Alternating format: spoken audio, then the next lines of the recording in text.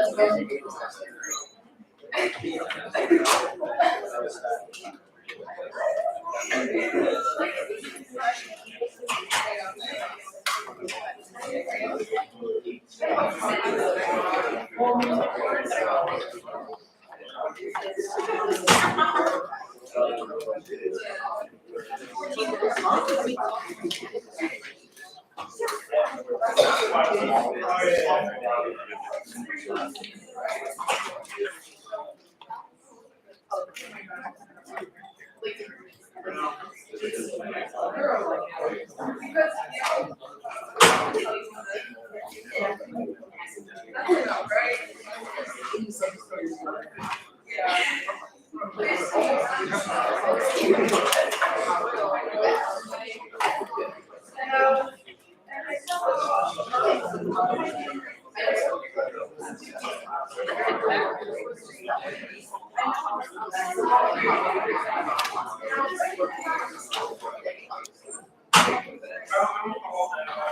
don't follow it. I used to follow it.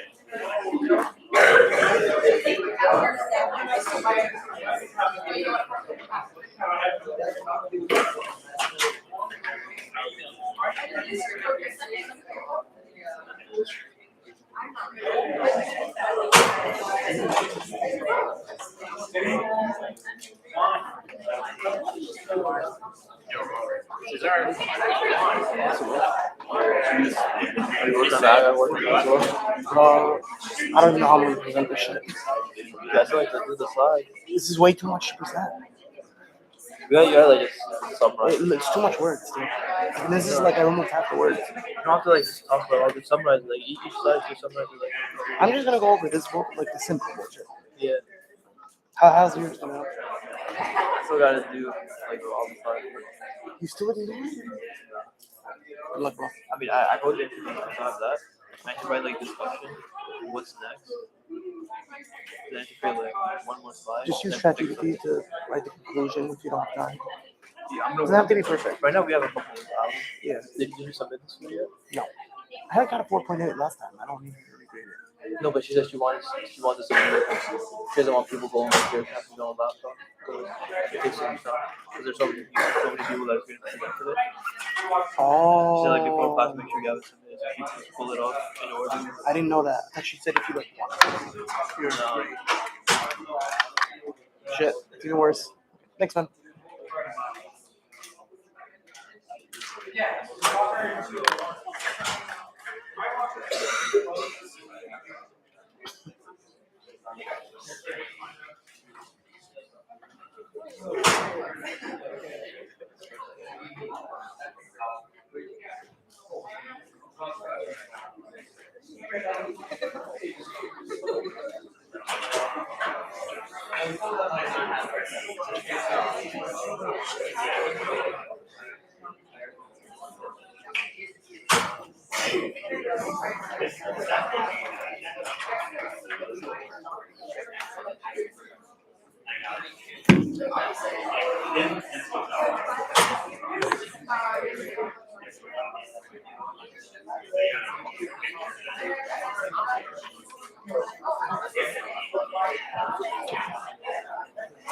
I mean, I just look here.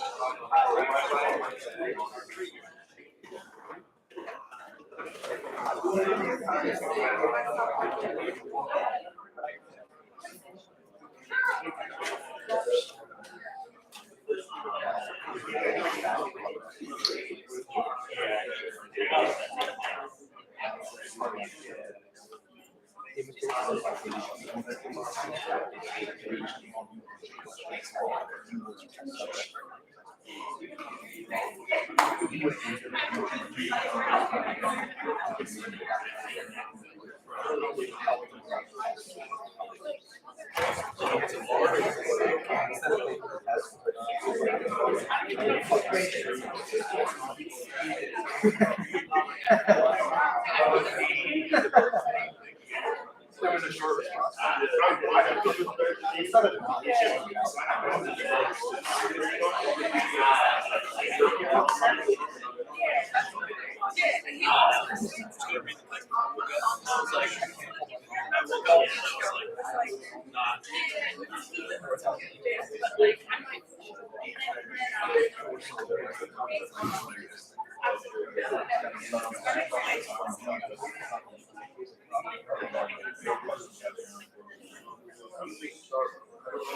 Two questions for 6, 7, and 8, or 2 questions?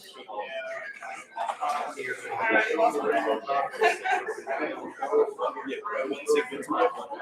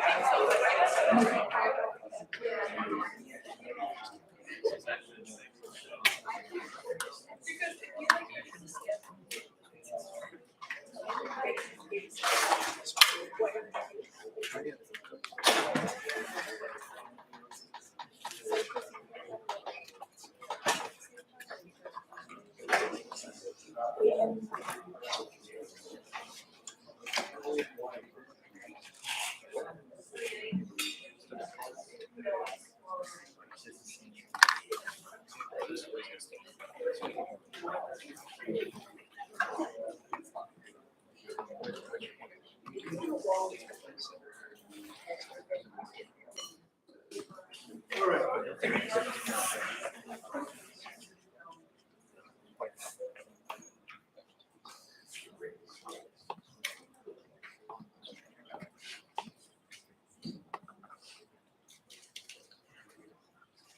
Okay, first, when I post the keys, when I post the chapters included, that's always from your ebook. Okay? In my notes, I sometimes you can old notes, come back to new notes, you get the dino notes. The chapters in the dinos are coinciding with those. But if you want to make sure that what chapters are included in this exam, you have to use this ebook. I said, because I don't want any confusion with that one, so that you use the chapters. For this exam, I said 27.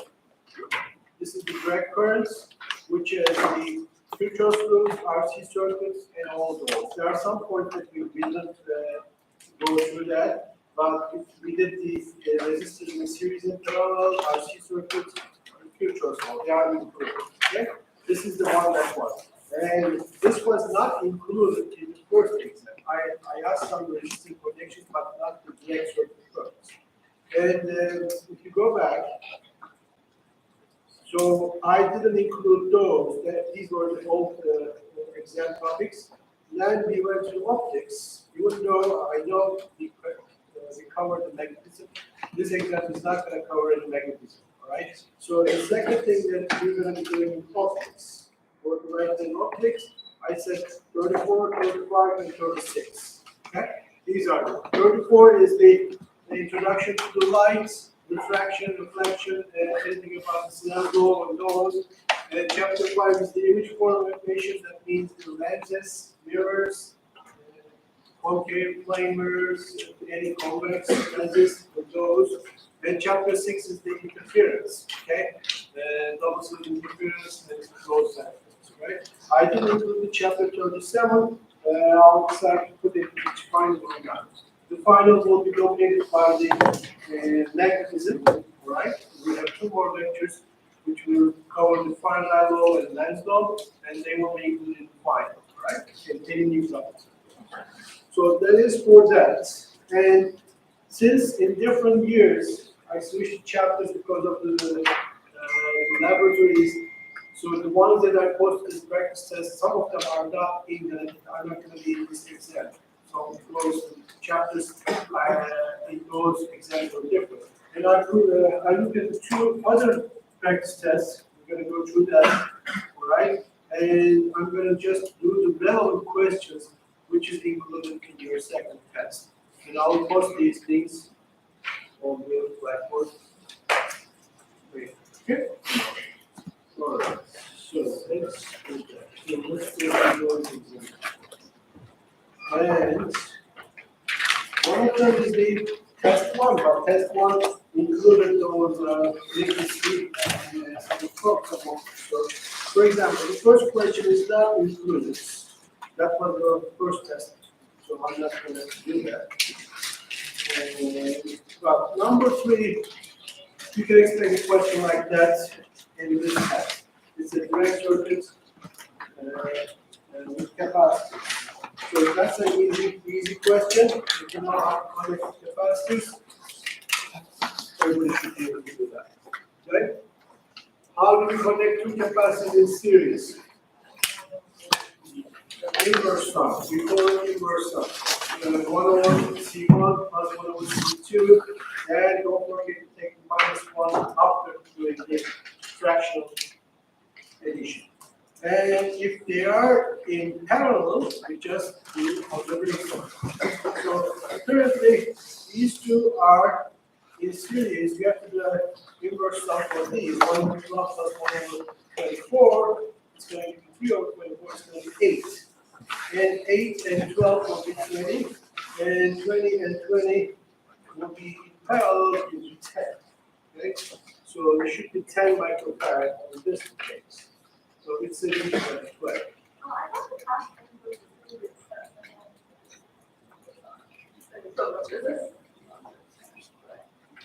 This is equivalent capacitance, and direct circuits include capacitance and resistance.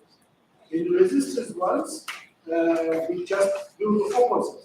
When there's a parallel resistance, we do inverse sum. And when we do have series of resistance, we have the other resistance. The capacities are included, but I'm not going to ask you potential. I don't ask you potential equations. But remember, when the switch is closed, that's going to be in the exam, just after it's closed. How the capacity behaves after the switch just turned on. Just to review that. If I turn a switch, at the moment the switch is closed, how does the capacitor behave? It's a short circuit. It's becoming a simple wire because it doesn't have any time to charge yet. When it is charging, it becomes an open circuit. Okay? So capacitor will behave like a simple wire at t equals to 0 plus. If you wait long enough, capacitor will behave like an open circuit, a broken wire. Okay? So that's the thing that if you know those 2 things, then you should be able to solve the questions. So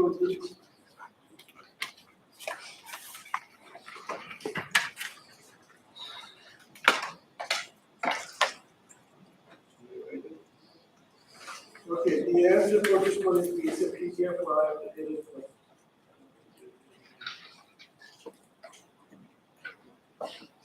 So answer, I'm gonna post it with the answers with this one. The answer is the 10 micrograph for this one, okay?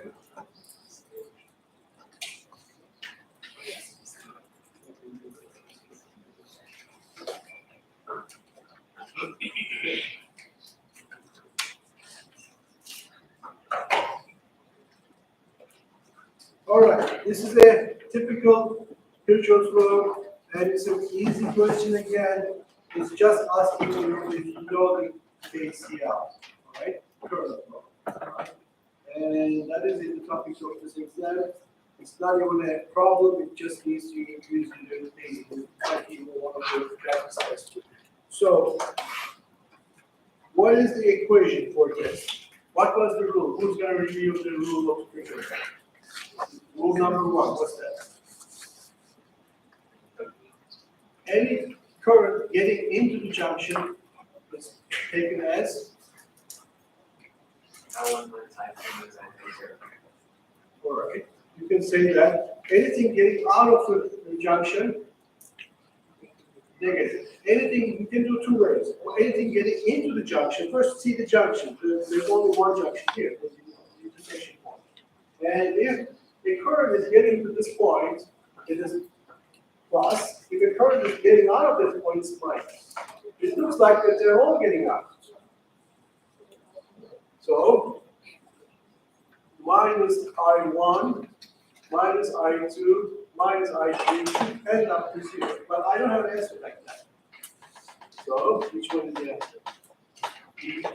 Yeah, because if there's a minus the other side is 0, this is the same thing as minus I1, minus I2, minus I3. This way, I1 plus I2, is 0. Okay? So if one of them is reversed, for example, I1 is going into that, then the equation that you should have I1 equals I2 plus I3. Or I1 minus I2 minus I3 equals 0. So the law is very simple. You can see, you can work in two ways. One is the kind of branching of this border pipes. One is getting through out. Or if you don't want to do that, just line them through the rule, apply the rule, basically. Anything getting in is plus, anything getting out is minus, sum them up, make that equal to 0.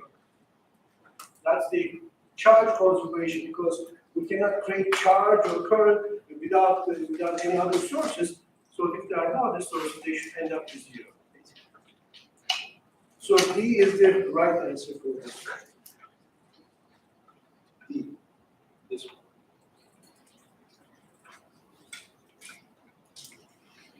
Number 5 will be included in your exam.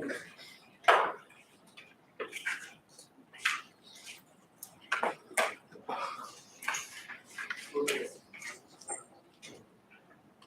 The current contains a 6-volt battery, 4 ohms to 0.6 ohm capacity, and ammeter switch all in series. What will be the current reading immediately after the switch is closed? That's exactly the question I was just talking about. So immediately, just after immediately close is what? Capacitor will be a wire, a simple wire. Okay? If you see a capacitor, it will be a simple wire. So you have a 6-volt battery connected to a 4 ohm resistor. And if you have an ammeter, what's going to be the ammeter current? What is the ammeter? No, but it's a simple wire. It's not a short, so it's not an open circuit. Your resultant circuit, when just after the battery is closed, the switch is closed, this one. 4 ohm, 6 volt, still the ammeter, but a straight wire, no capacitor at all. 1.5 amps. Yeah, 4 volts. 6 volts, 4 amps, 6 divided by 4, I equals to 1.5. Okay? And the reason is the capacitor becomes a short circuit. If you wait enough, what will be the current? Because then the capacitor will be broken wire, nothing is going to pass. If nothing is passing through this, there's no current. It's an open circuit. Because the I will be 0. The voltage across these terminals will read 6 volts. Why is that? Why is that? Why the voltage across? If I have a voltmeter here, and plug it into this voltmeter, after t goes to infinity, all right? Wait for a long time, not wait for a long time, but wait not. So I would say this is going to be reading 6 volts. Why? Because no current is passing. There is no voltage drop across this resistor. If no current is passing, I equals 0, I 0 times 4 is 0. So 6 volt will be the same as the voltmeter. We'll just measure the values voltage. So what's the wording would it use? Like how it says in the earlier time 0. When it's not time equal to 0. Wait for a long time.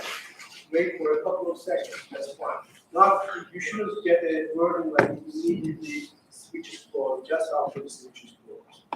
Okay? If you wait just a couple of seconds, these are very fast things, right? I always even extend like in time, but you don't have to wait. Like in a couple of seconds, the class is going to change. All right, is everybody listening? Okay, this is going to be, I mean, not this one problem, but something like this will be in the exam. So the answer is this. So this is not in your, this was in your first exam, number 6. So let's pass it. Again, this was, I mean, this is a test from the first exam, but I put some direct circuit currents on that one. So this is not in your exam. This is a Gauss law, this is not in your exam.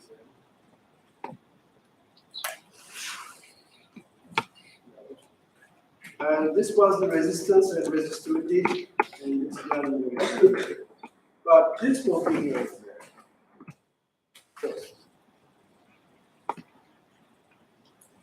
So it says solve the circuit problem. Okay. Where is the other one?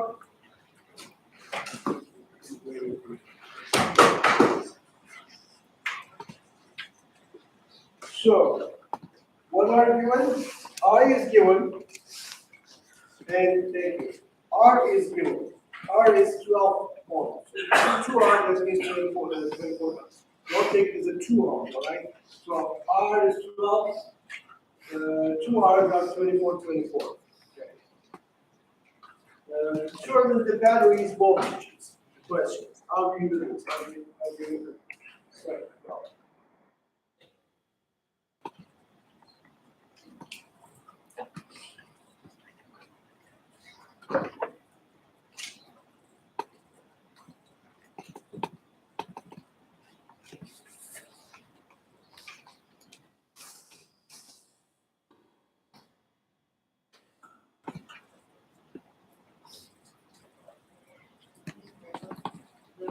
Yeah, you can do a Kirchhoff law, or you can do a loop and recurrence. You can write here. You can write something, okay, and also you can write something around here.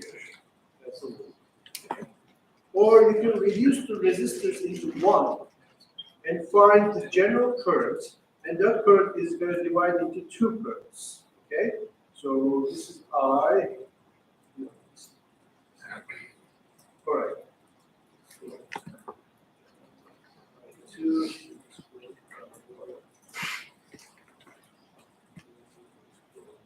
I. Okay. In that case, one resistor is connected into 2 parallel connected resistors. 2R and 2R in parallel connection makes R. Okay. 1 over 2R, 1 over 2R, just reverse on this R. R plus R makes 2R. So this current I is E over 2R. Okay.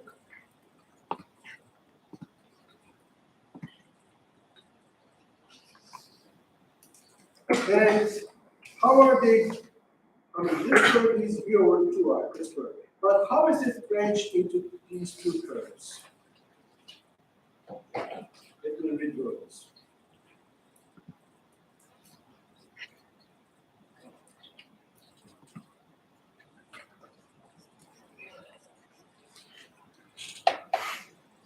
Let's say this is I, this is I1, and this is I2.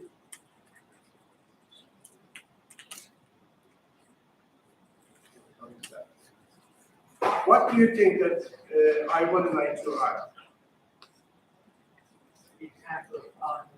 Yeah, because it's branching into two, and they are equal resistors to both arms. You can do that, but if you can see that it's going to be much easier. You can do it in the future as well. That's the same thing. So each one, I1 will be I over 2, I2 will be I over 2. I over 2. But whatever you're given is one of the currents, which is I2 is given here, or I1 is given, right? So if this is given as a 0.5, then this whole thing should be 1.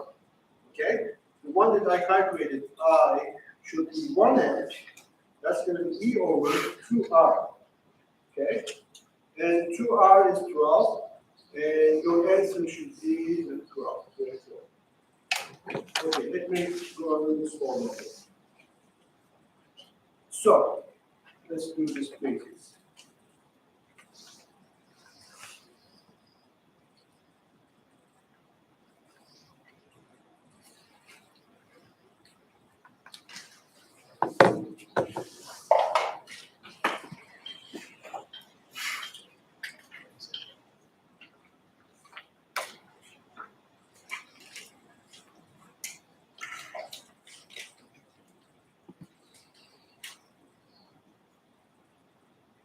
R.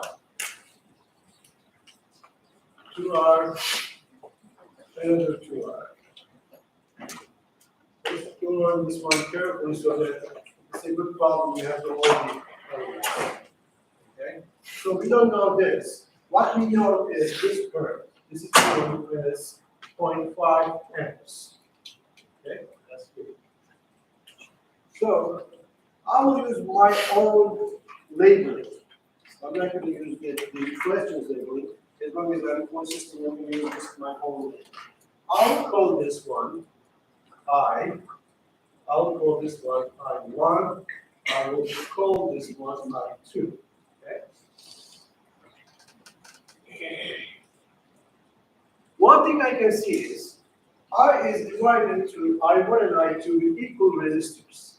So that one thing is I should be 2I1 is equal to 2I2. And I1 is equal to I2. Okay. But I know what I1 and I2 is 0.5. So I should be then 1. It's twice that. These are all 0.5 amps. So this one is 1 amp. Now I have an easier way. I have one battery, a bunch of resistors. If I go make a bunch of resistors into one resistor, divide the battery with the total resistor, that should be I, which I know 1 amp. So let's calculate the whole resistance. How do we end up these things? They are parallel. 1 over 2R, 1 over 2R. So 2R parallel to 2R gives you R. Oh.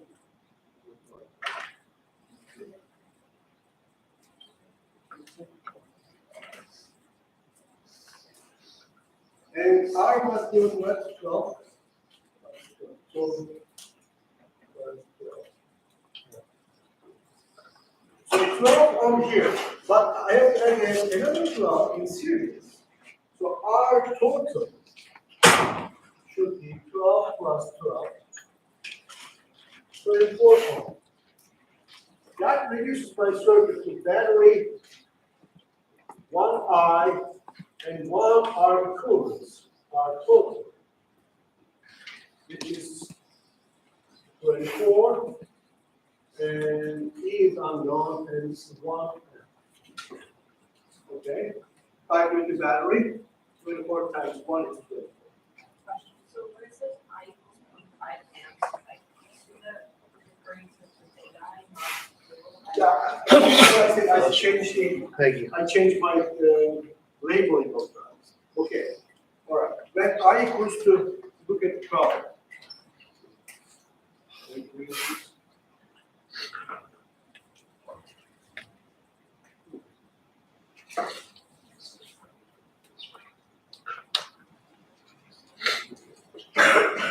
The book gives, or the exam gives, this current as the I. All right? So that current is I, that current is I, this should be 2I. You can do the same. Yes, yeah. I mean, that's an unfortunate name. They usually, if you divide it, you just give it 1 or 2, but in this problem, they gave that assigned it I. Doesn't matter. As you, yeah, this is I, but not, I rearranged them. I didn't call that I put I2, I put I1, but this is I1, I2, and I call this main current I. I mean, however you count. If you want to stick with the question, then this current should be twice of this one, right? That's one way of it. If you don't want to do like this, then write 2 equations, one here and one here. Okay? I mean, this is not going to give you much, but this is going to give you, yeah, this is going to give you this equation, and that KCL equation will give you the value of the I here. And if you do a loop equation, then you can find the battery's power with the statement. Okay. This is an average value problem. And the answer is 22.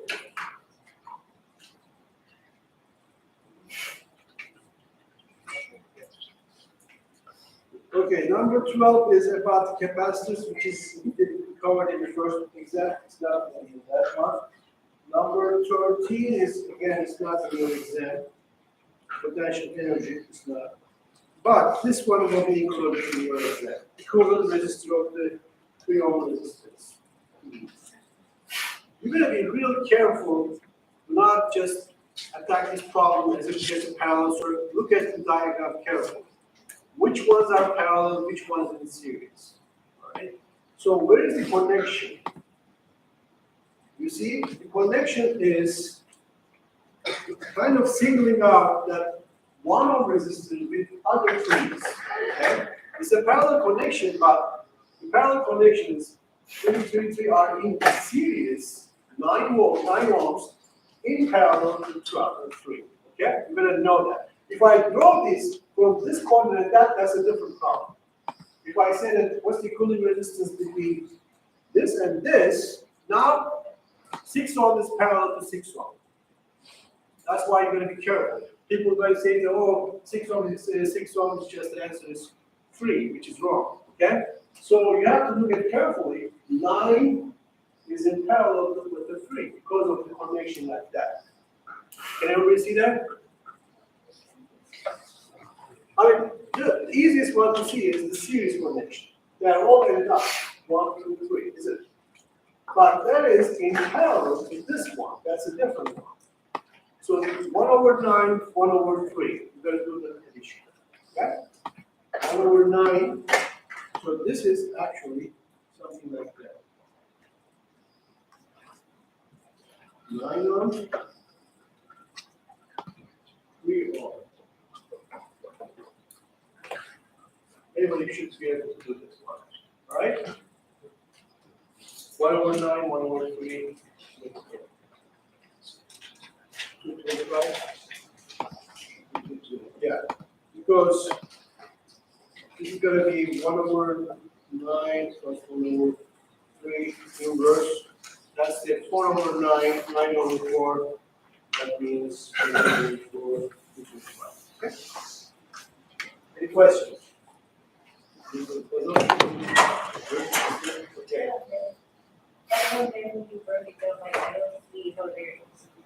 All right. Yeah, that's a good position. If I ask you this question like this, can I do the same way? Like this? Look at that. You're coming from this. You're dividing onto this branch or this branch. One branch is 6, the other branch is 6. So that problem is 1/6 plus 1/6, which is 2/6, which is going to give you 3 ohm resistance. Okay, that's the difference. Any questions? How do you bring it together? Which one? The one, the second one that I showed you? Yeah, like, how did you bring them together? So it's like two questions. Oh, this one? Okay, I did this one. One branch is like this, the other branch is just this. So the whole branch, I added 3 and 3 by 3 by 3. 3 by 3 plus 3 plus 3 is 9. And the bottom branch is 3 ohms. Now they are in parallel connection. How do I connect two parallel resistors? Inverse sum. That's how I did. 1 over 9 plus 1 over 3 becomes 4 over 9. And flip it over 9 over 4. Okay? Any questions? Okay. We're done with the first exam. Second, this one was in your first exam.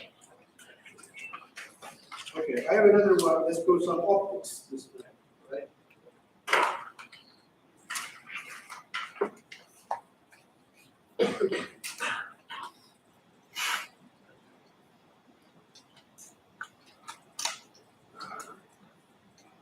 Okay, the second question should be in the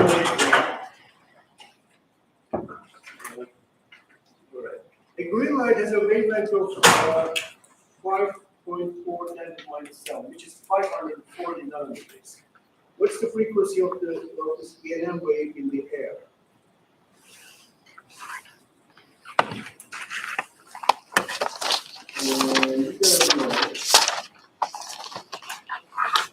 You gotta know number times frequency.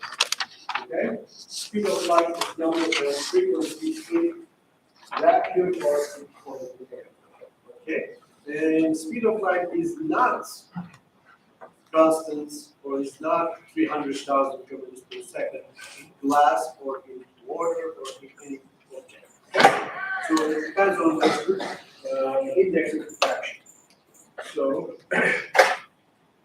if you're given the wavelength, calculate the frequency. Okay? Take the C as 300,000 kilometers per second.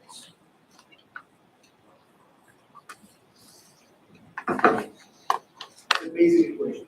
If I ask you, green light has this wavelength, and I could ask you, in a glass, then C will be the C divided 1.5, the index of diffraction of glass, which is 200,000. Okay? For the exam, what we have to know is the light with different material like air or vacuum.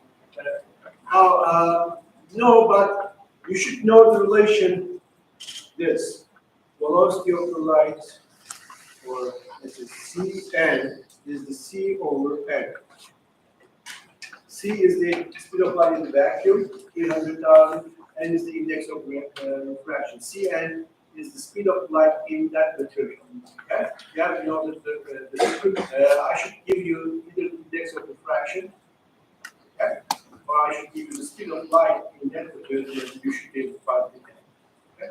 You don't have to memorize or write all the index of refraction. I'll give it to you. One, I think this is just for your general knowledge, for MCAS or whatnot, just know two things. Glass is 1.5, water is 1.3333. Okay, these are the two things most commonly asked questions. Water is 1.333, glass is 1.5. Are we going to be using kilometers per second, or are we going to compare it? For this one, we have to use meters per second, so that's 1,008 meters per second. This is in kilometers. Okay? 3 to the 10 to the 5th power is the kilometers, 3 to the 10 to the 8th power is meters. Okay. But it's a new question. This is about the magnetism. No, not this one, not this one, not this one. This is the kind of magnetism. Right. Here's the optics question. what is the index of refraction? What is the index of 1.33? As I said, speed of light is what? Very simple. It's just C over N ratio. Okay? Divide that 3, 1.7. Should be something right. 2.5.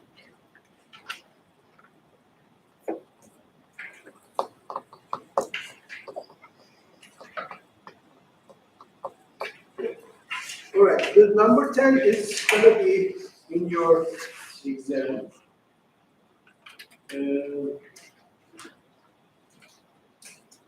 Okay, I'm not gonna give the answer. Who can answer this question? When light from the air hits a smooth piece of glass with a ray perpendicular to the glass of surface, the part of the light passes the glass into the glass as well. It will not change the speed, it will not change the frequency, it will not change the wavelength, it will not change the intensity. That's the correct one. Will not change the frequency. Frequency does not change when you go from one medium to another medium. Wavelength changes, not the frequency. Okay? And speed obviously changes. The intensity will go down too. So for the frequency, intensity will be different, but not the wavelength. Yes? Not the frequency, sorry.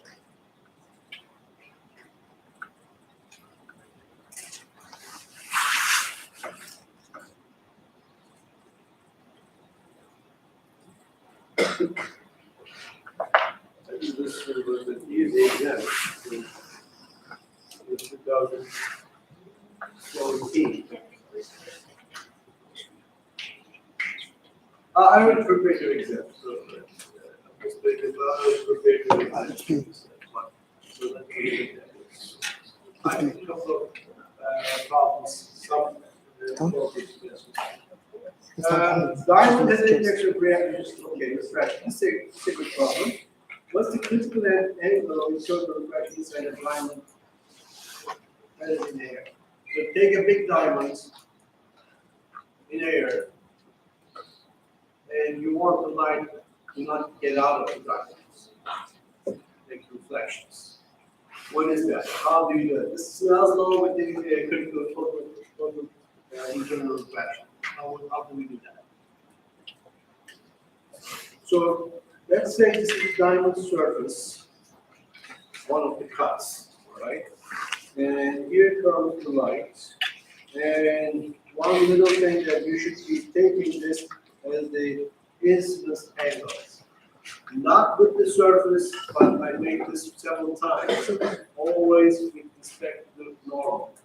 Okay, that's the incidence angles definition, not this one. Okay, take the incidence is the width of normal. Now you don't want that light get out. You want that light just go on the surface or reflected. So right. This is the end diamond. This is end air, which is north.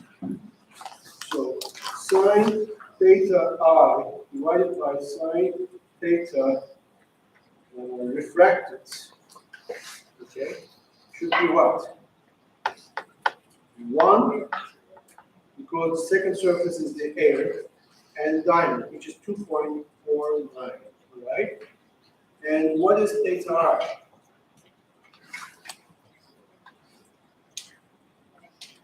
No, theta I. This angle. Right? What is that angle? Yes, 90 degrees, because just cannot get out of the surface, because you're bended so much that it's going to come to that sine 90, which is wrong. So then your incidence angle is going to be the arc sine or inverse sine of that 102.4. Right? Get the internal angle. And you'll find this.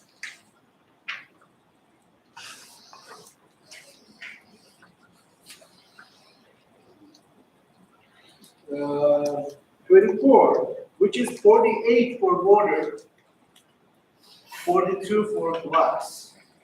24 for diamond. Does this make sense? Why it is lower before diamond compared to the water or the glass? Because the N is greater and the speed is lower. The N index of refraction, it bends the light more. Okay? That's the idea. So this is why diamond, a good diamond, is really shiny. Why is it shiny? It's making the internal reflections. The light cannot get out of it easily. The crystal is just going to total internal reflection. Eventually it's going out to get your eyes, but you see all those kind of sparks, okay? That's why the diamond has a high index of refraction. That's what it's about. Okay? Also, there are crystals, single crystals, so they reflect it like mirror surface. It's a really good diamond. And if you ever do the diamond shop, there are a bunch of things. One is the clarity, one of them is the surface, and also those internal angles. Okay, that's how even though they don't know the physics about it, but they can see that the light is really scattered well on those. Okay. So if you don't know what I'm doing here, you're going to do a lot of review of the Snell and the total internal reflection. If I send a light from the air to the diamond, do I have that problem? There's no total internal reflection, so we're going from the low index medium to the high index medium. You can always get it because it's bending towards normal. It's not bending away from the normal, right? Then you get it forward. So this light is going like this. If you bend it forward, you eventually get a point that you cannot get out of the surface. Okay. All right, this is it easy again. Adjust it. If you know how to draw rays for the mirrors and the lenses, parallel rays of light hit a concave mirror, will come together where? Like I was explaining this chapter, this is the first thing I said. Yes, it's the concave mirror is a parabolic mirror, let's say. And first of all, you gotta know what's the convex mirror, what's the concave mirror. So what kind of a mirror is this? Convex. The shiny side is convex. This mirror is concave, right? And both of them make the parallel light go to the focal, but in different ways. If you send parallel lights to this one, if the focal point is here, they're going to be all coming to that point. Here, they're going to be, this is mirrored, they're going to be reflected. So is it that they are scattered all the way, they are divergent? But now look at the back side. There's an imaginary focal point, which is why it's negative. And if you combine those lights coming back, they will pass through that focal point. The mirrors, concave, convex, in the spherical mirror will have the same property. Parallel light coming from the sun, moon, stars, whatever faraway objects are going to be focused at the focal point. Okay? If you send a light through the focal point, where will it end up? How is the behavior? It's going to go parallel to the principal axis. All right? And so if you send several points, several lights through the focal points, they will be all parallel. They're not going to make an image. They're going to be all parallel. They're not going to intersect. Parallel lines intersect according to math, according to the only at infinity. Right? And so you are going to real intersection points to get the image. Okay.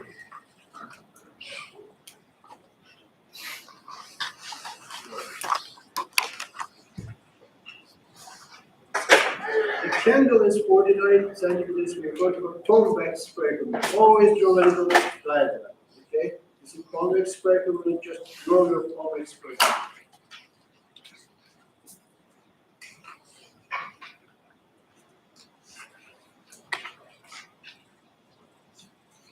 There is a candle which is given as 49. 49 is the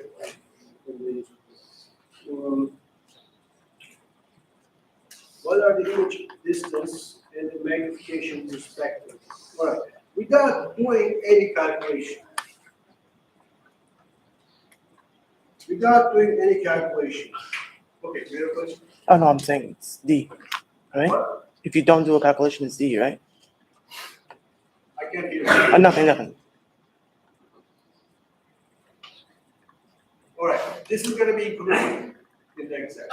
This is a convex mirror, and, but without going to the 1 over F, 1 over P, 1 over Q thing, you should know where you expect to be the image to be. Where is gonna be the image?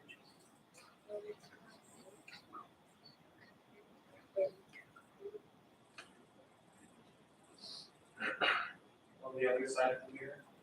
In the virtual side of the mirror, on the back of the mirror, and this is gonna be small or larger. Convex. It's not a concave mirror.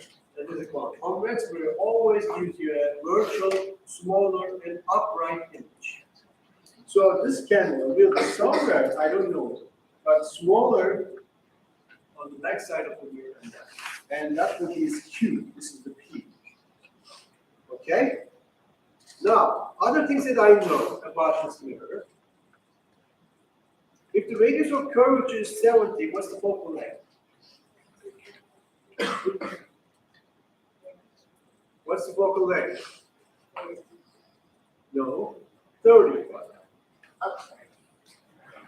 70 divided by 2, because in a convex mirror, any mirror, this is a spherical mirror we're talking about. This is the center, and this is the focal, and these are equal.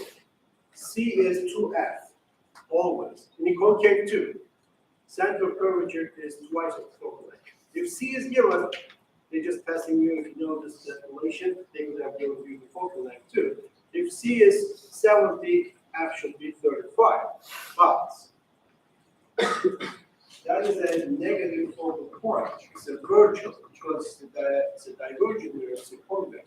So in your equation, you have to take F as minus 35. Don't forget that. Okay? So, what was the lens equation? I mean, at this point, everybody should be able to write not the lens, the mirror equation. What is that?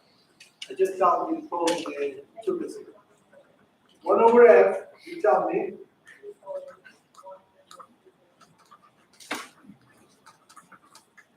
How many people know this equation now? How many people seeing the first time? Okay, that's good. That's good. You're not only knowing, but how to use this equation. That's the tricky part. There are some minus signs and plus signs. You're going to go back to your formulations. We did several problems on that. F is negative if it's a convex mirror, because the focal length is on the back of the mirror. Remember, this is the real side, you're looking for that focal point. So F should be minus 1 over 35. What is P? Is it the only problem? 49. So is it plus or negative? Positive, because of your side. The candle is here. All right, that's your candle. 49. So 1 over 49 plus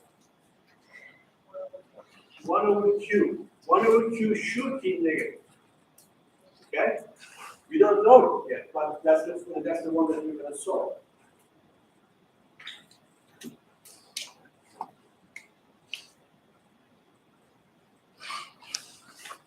Then Q will be a negative number. I can see that. 149 minus 135 is a negative number. Then you're going to get the Q. Okay? That's the part.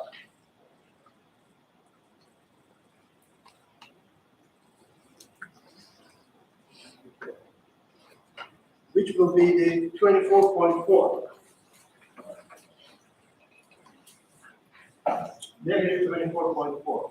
Okay? Now, the second question is asking about the magnification. And they didn't even do any tricks, they're all positive. But if they want to test you, they could give you this number as a negative number 2. Obviously, it should get up, and they did give a negative number. Sorry, I didn't see that. So, which one is correct? Obviously, it's not going to be magnified, it's going to be smaller. And what's the magnification formula?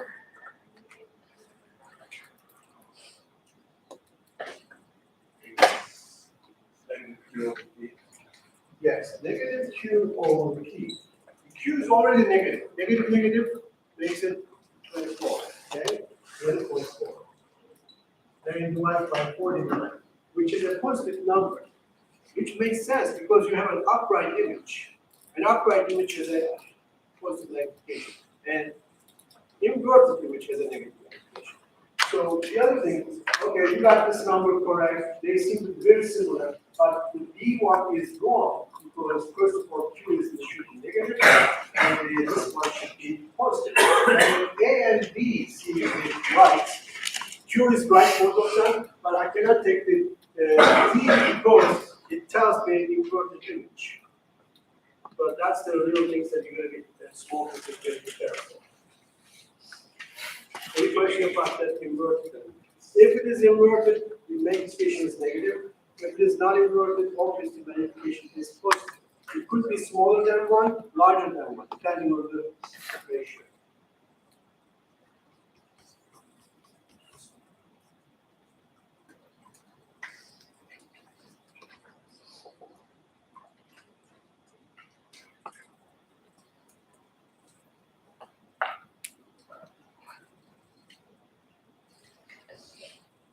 Similar problem, but this time with the lenses, convex lens. Convex lens, what kind of a lens are we talking about?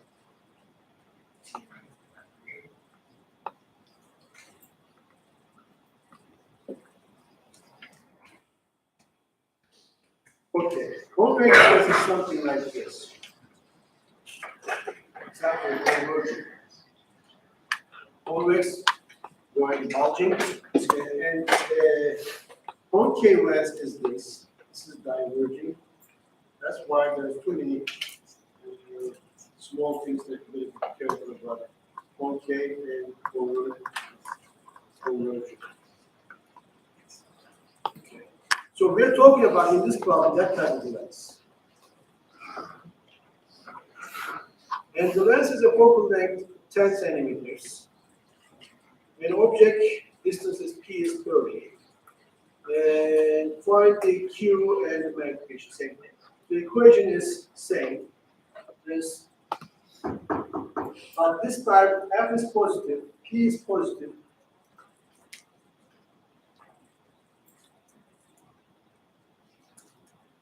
Do you think the Q is going to be positive? Just to the calculation first.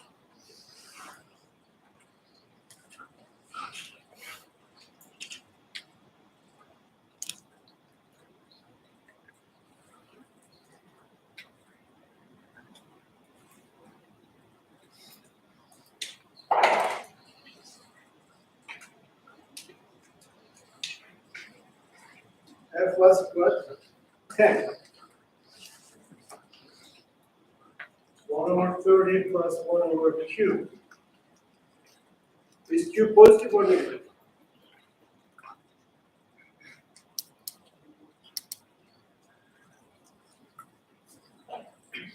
It's positive because Q will be 1 over 10 minus 1 over 30 minus 1. 1 over 10 is larger than 1 over 30, ratio is a positive number. Which makes sense actually, because you are, my Jordan's lens is like symbol like this, this is that type of lens. Okay, F, which is 10, and my object is, this is 2F. F is 10, this is 20, this is 1 over 30 cents. If I put an object 30 centimeters away from the lens, beyond 12, where do you expect the image to be?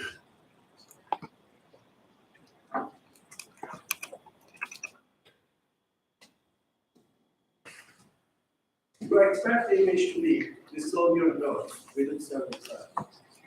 Between f and 12, inverted and small. Okay, just a little test. How many people remember this? But 1/4 of the class. Okay, so if I put an object beyond 12, it's going to be always give me a smaller image between f and 12. If I make this closer to 12, at exactly 12, where will be the image? On the 12, no magnification is inverted. If I pass the 12, come to that, then it's going to go away and gets larger and larger. When you get into the F, you lose the image. If you pass the F, when you come back from the infinity, it becomes a virtual image. Okay? On this side. Called the magnified glass. This gives you a lot of checks if you make some calculation errors and your result doesn't come up what you expect with the calculation error. Okay? You know these things. So in this case, everything is in tab. 30, do the math, find Q. So I can do this math, 30, 30, 15. 15 should be the Q. And is this plus or negative? Is this larger and negative? So P is 30, Q is 15, magnification is 0.5. Is it plus 0.5 or negative 0.5? It's inverted, so it should be negative. So my answer should be negative.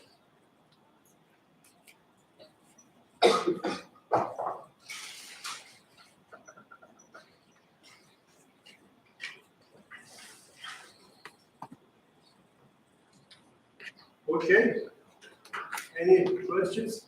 All right, go ahead. If the image is on the positive or is on the virtual side, why is the value of the distance?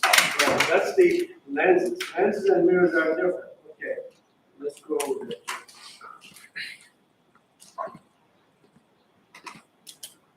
Okay, let's do that.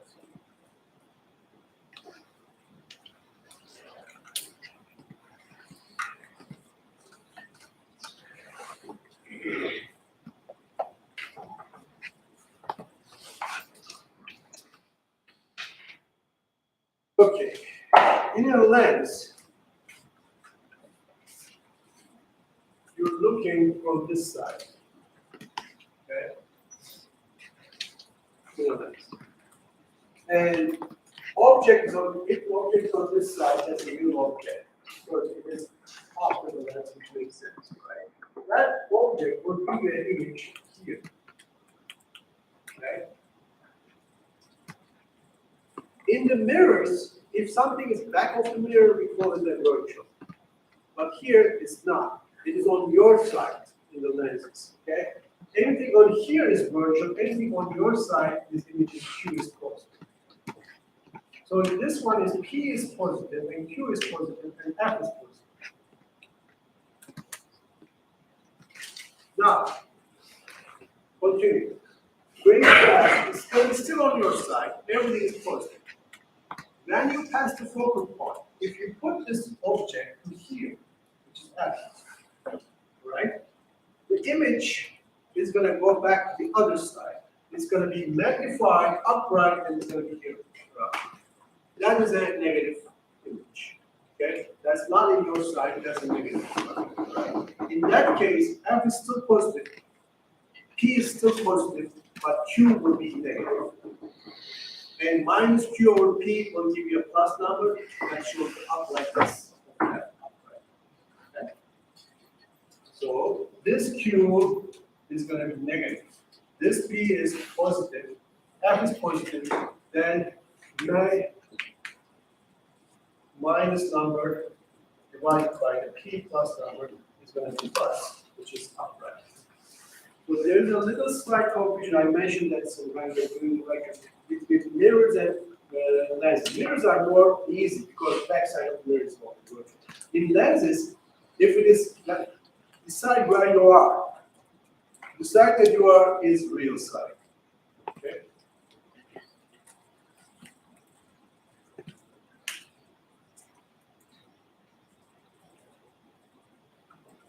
Okay, I'll come back to this since anyone will listen to the interference.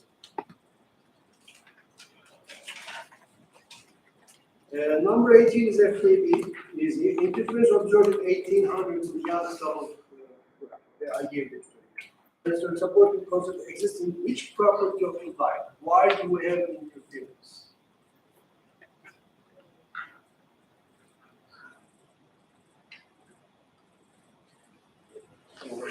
Yes, only waves can interfere. Their particles do not interfere, but the waves can interfere with the light. And I wouldn't like the it's not because of electromagnetic. I mean, light is electromagnetic, so there's a little confusion in that sense, but it's not because of electromagnetic. I mean, there are interference patterns in the water too, sound, everything, the wave can interfere. So the wave nature of the antenna, which is an electromagnetic wave, is the interference. All right. After light passes through from two slits, the first order bright spectrum involved is P, which distance is equal to the wavelength of the light.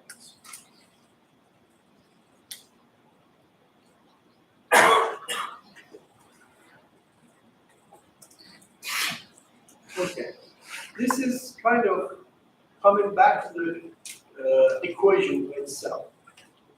Remember, why do we have? I mean, P is a bright point. There's a constructive interference.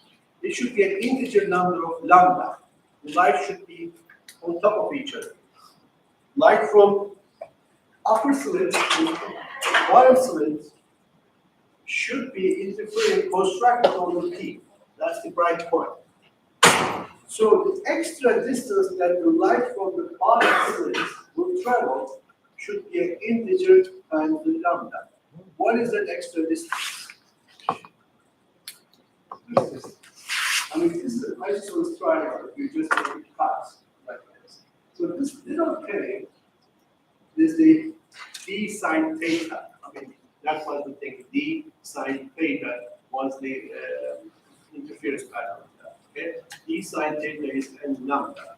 Here, first order says n should be 1. First order is n equals to 1. Second order is n equals to 2. Third order is n equals to 3. First order means that. So that this means that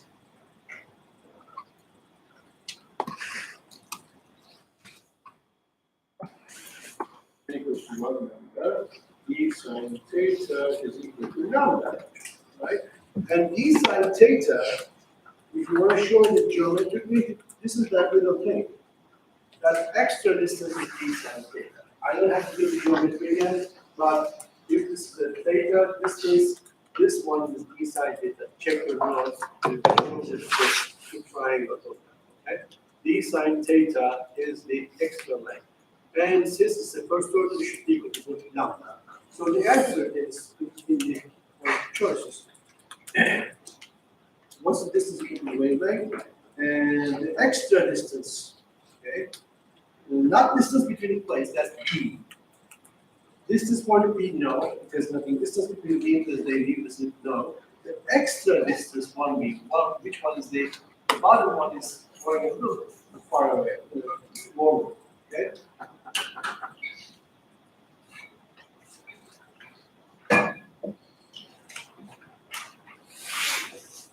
So,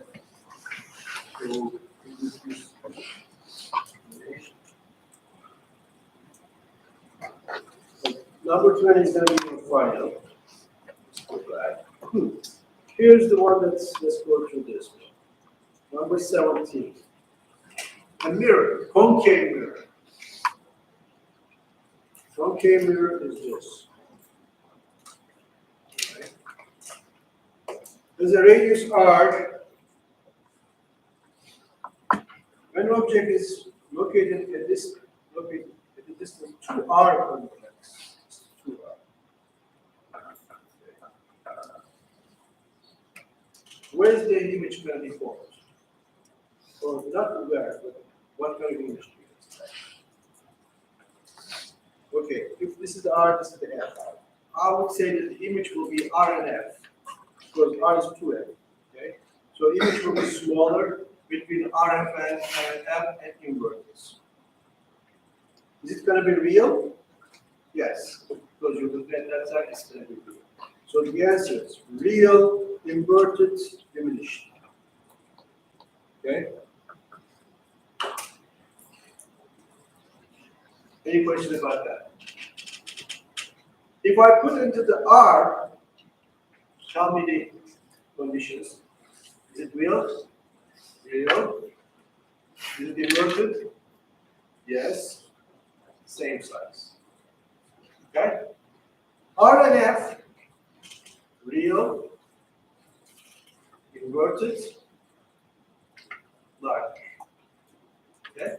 F, Norwich. Between F and the mirror, virtual, larger, upright. Okay? Just review those. So how many of you, what I said just makes sense? Good. Good example. Okay. Maybe I should keep the example today. It's not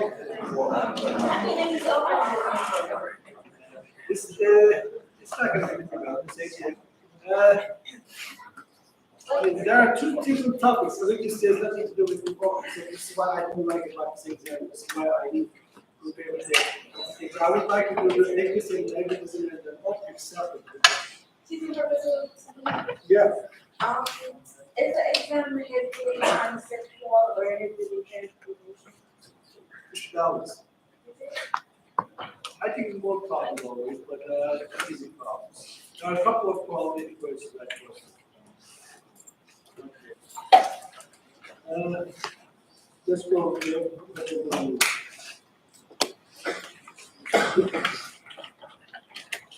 Well, this is about the lens equation. How many people know this one? I did this one, but I don't think I did it problems for this. The converging lens has two curved surfaces.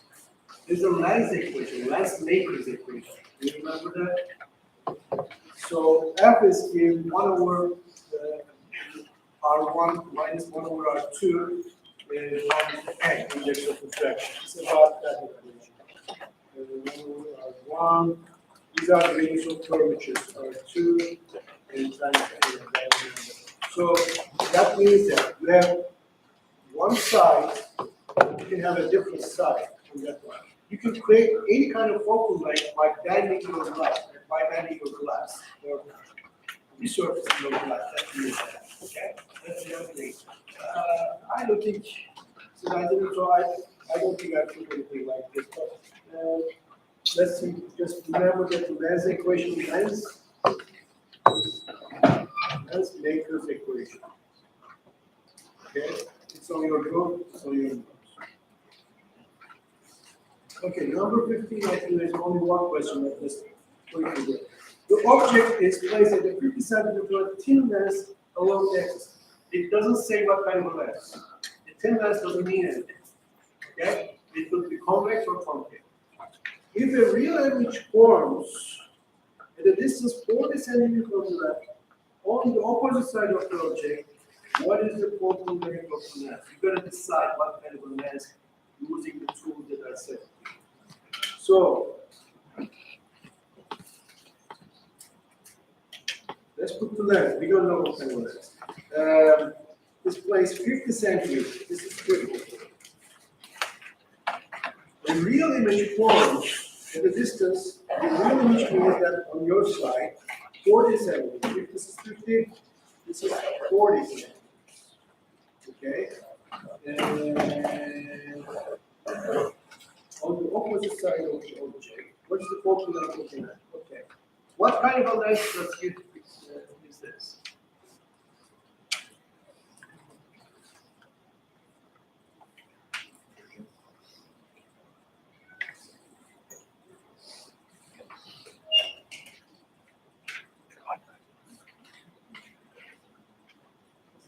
exactly like this. Yeah, go ahead. I was gonna say convex lens. Convex lens, because you're putting it to the beyond 12, and the lens should be at 40, and then 50 is the P, 40 is the Q, they are both plus, so you have to solve this equation. 1 over F, 1 over P, plus 1 over Q, 1 over 50, plus 1 over 40. And you should get plus F, which is a thin lens, which is a convex lens, or verging lens. Okay? Nothing is minus. Object is plus, image is plus, F is plus.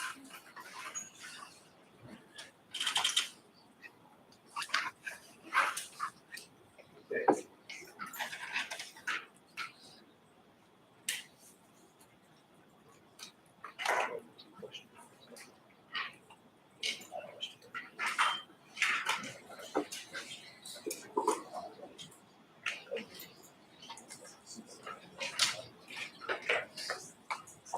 Yeah, F is 26. And they didn't even, I mean, look at, if you look at the answers, do you see any minus F's? They give you a clue F. So you don't worry about it. I mean, it's a difficult question should be putting some of the minus F's that you have to know. Did you see number 19?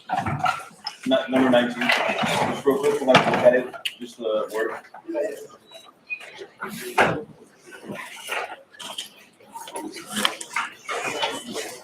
Okay, moving on.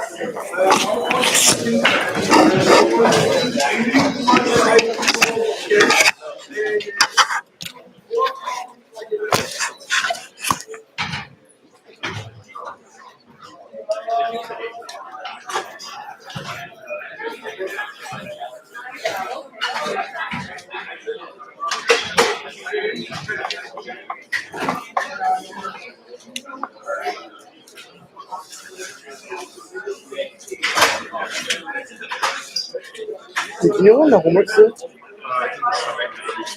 Sure do. Thanks, man. And is that homework on the exam or final?